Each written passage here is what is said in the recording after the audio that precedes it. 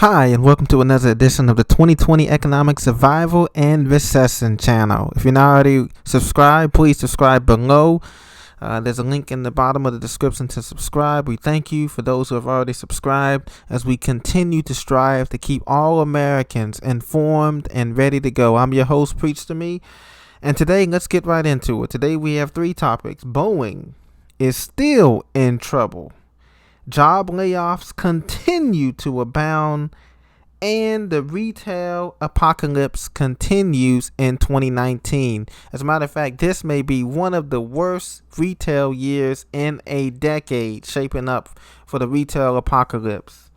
Now, the recent news on Boeing, as you know, the 737 MAX was involved in a series of crashes this year in Ethiopia and Lion Air and in Africa. Those two crashes, meanwhile, grounded. But as you know, Southwest and Airlines and American Airlines extended their Boeing 737 MAX cancellations until early March. That takes us to the end of almost first quarter 2020. As you know, the stock has been plummeting, losing value every single day as a result of the 737 MAX, which they lied about certifications with the FAA, that's the Federal Aviation Administration. And so Southwest Airlines is the largest customer of the planes in the U.S. They had about 34 in its fleet, with 200 or more on order at the time that the 736 MAX grounding was in March. I love Southwest. I think they're great airlines. Unfortunately for them, this is going to hurt them big time with the business, but more so it's going to hurt Boeing big time. As you know, Boeing could be one of those black swan events. Everybody talks about Deutsche Bank in Germany and other black swan events, but it could end up being a couple of U.S. companies that go down and under as a result of bad business deals and bad business planning. And so we see that Southwest Airlines will remove all Boeing 737 MAX planes from its flight schedule through March 6. It's delaying the planes longer than any other U.S. carrier. American Airlines also announced on Friday that it will continue its 737 MAX cancellation through March 4th, resuming commercial service on March the 5th.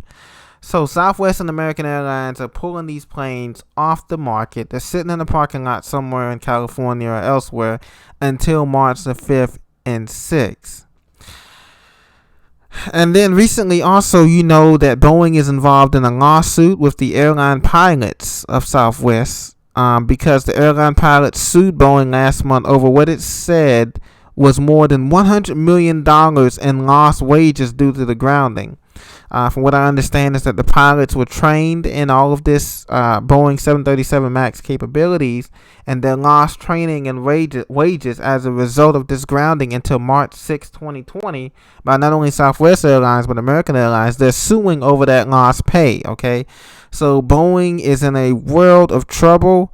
They're under pressure because documents surfaced in late October that the engineers raised concerns about the 737 MAX's faulty flight control system, that caused those two crashes to kill 346 people, where the pilots were unable, despite all their training, to regain control of this plane because of the faulty sensor, the faulty MCAS system, flight control system in a module in these two planes.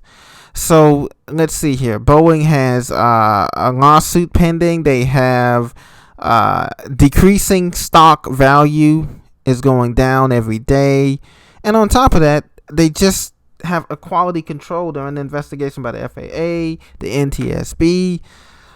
It does not look good for the carrier, for Boeing.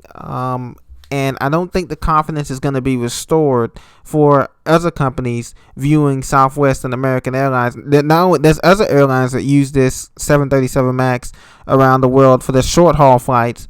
And so I don't think it's going to be good news for Boeing. They will continue to lose value. The only hope is with a merger or someone hoping to buy them out. The shares dropped less than 1% off its closing price.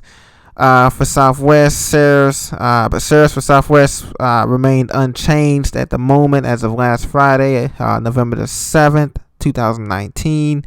So this does not look like good news, my friends. Boeing will continue to slide under the radar and their stock will continue to drop. And that may be a black swan event that kicks off a number of black swan events to start off this recession in full swing. Now, switching gears here. 7,200 people have lost their jobs so far this year in terms of the media corporations that we have here. Okay, we have layoffs from BuzzFeed, Verizon, Vice Media, Disney, Gannett, which is the largest newspaper publisher in the U.S. They publish the USA Today, Gannett Publishing. So that's 7,200 people in the media industry followed a round of layoffs. The cuts affected employees at music publications Spin, Sarah Goldman, and Vibe, which in Hollywood, which employs more than 400 people. And so we're seeing that Spin Media has laid off 30 people, about 15% of its workforce in September. We see that Kiplinger's, the personal finance magazine, has laid off 11 people. Includes writers, editors, copy editors, fact checkers, administrators, and artists. Cox Media Group, which owns the Atlanta Journal-Constitution, laid off 87 people. Vice Media laid off 265 people. They own such brands as Viceland and Vice TV Channel. Even Game Informer, the gaming world of GameStop, they cut at least 9 jobs. Disney cut 4,000 jobs and is still ongoing. Following Disney's acquisition of 21st Century Fox, the company began layoffs that were expected to eventually claim at least 4,000 people. This company says that these were meant to eliminate redundancies, but Disney's also in a world of trouble because in Hong Kong, they're losing revenue and sales, and Walt Disney China has gone down by 10% as a result of, as a matter of fact, a young man got killed in China. One of the protesters got killed by the Hong Kong police in China, that we learned from Reuters News. And Walt Disney's revenue has dropped by 10% this month. In October 2019, is continuing to drop as those protests continue. Those are economic protests and political protests in Hong Kong. Something to watch out for. So, I don't see a booming economy here when we have a lot of job cuts by a lot of different agencies here. Not only in the media sector, but also in the manufacturing sector. There have been over 8,000 job cuts. Now, switching gears to our last topic, retail store apocalypse continues.